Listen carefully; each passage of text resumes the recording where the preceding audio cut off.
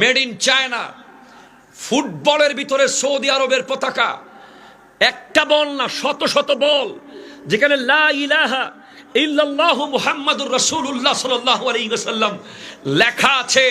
তো আমি তখন সাথে সাথে ভাবলাম, হায় হায় হায় হায় হায়, ওই নেইমারকে কোটি কোটি টাকা তেলের টাকা দিয়ে, মুসলমানের টাকা দিয়ে সৌদি কেন কিনে নিয়েছে? ওই ক্রিস্টিয়ানো রোনালদোকে কেন কিনে নিয়েছে? আজকে সৌদি আরবের ফুটবলকে ডেভেলপ করার জন্য ওয়ার্ল্ডের ফেমাস ফুটবলারদেরকে মুসলমানের টাকা দিয়ে কেনা হয়েছে। অথচ সেই টাকা দিয়ে আমার ফিলিস্তিনের ভাই বোনদেরকে একবেলা খাবার দেওয়ার দরকার ছিল, আমার ফিলিস্তিনের ভাই বোনদেরকে একটা থাকার ছাদ দেওয়ার দরকার ছিল। ওই টাকা দিয়ে অস্ত্র কিনে ইসরায়েলকে মাটির সাথে মিশিয়ে দেওয়ার কথা ছিল। হাত তুলে বলেন ঠিক কিনা?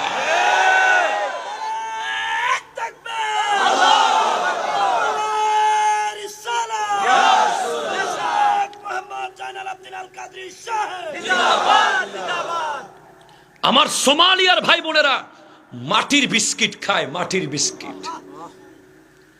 তুমি যুবক বেনসন খেয়ে খেয়ে দিন কাটাচ্ছ, 18 টাকা করে ফেলে দিচ্ছ ধোঁয়ার ভিতরে। তোমার 2টা টি শার্ট আছে, 8টা কিনতেছো, 3টা প্যান্ট আছে আর 6টা কিনতেছো, জুতা 1 জোড়া আছে, 2 জোড়া আরো শুধু শুধু কিনতেছো, মোটর বাইক চেঞ্জ করছো, ফোন চেঞ্জ করছো। তার আগে একবার ভাববে তোমার আমার ভাই বোন মাটির বিস্কিট খায়, মাটির বিস্কিট। ময়দা কেনার টাকা নাই, চিনি কেনার টাকা নাই। তোমার আমার ভাই বোন, আজকে আমি ফিলিস্তিনের ভিডিও দেখেছি, পাথর খাচ্ছে,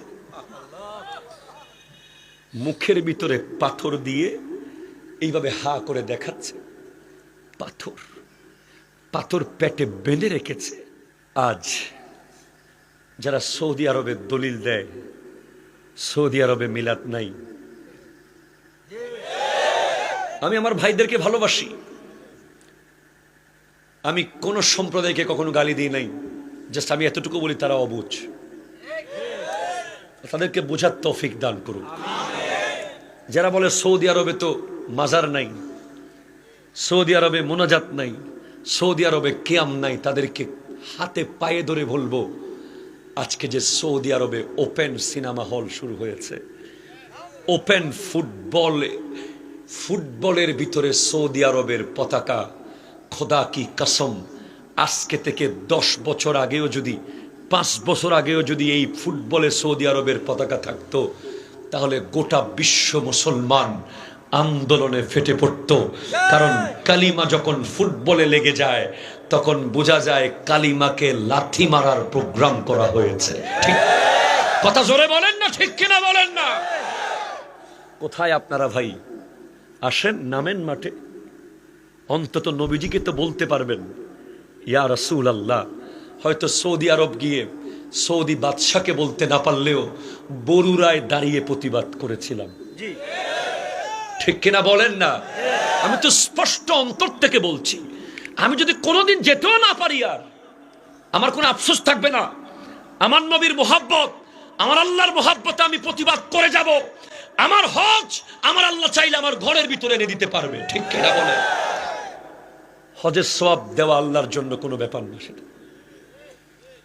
কিন্তু আমরা প্রতিবাদ করতে থাকবো, ঠিক কিনা? প্রতিবাদ চলতে থাকবে, ঠিক কিনা বলেন? যেখানে অন্যায় সেখানে প্রতিবাদ চলবে।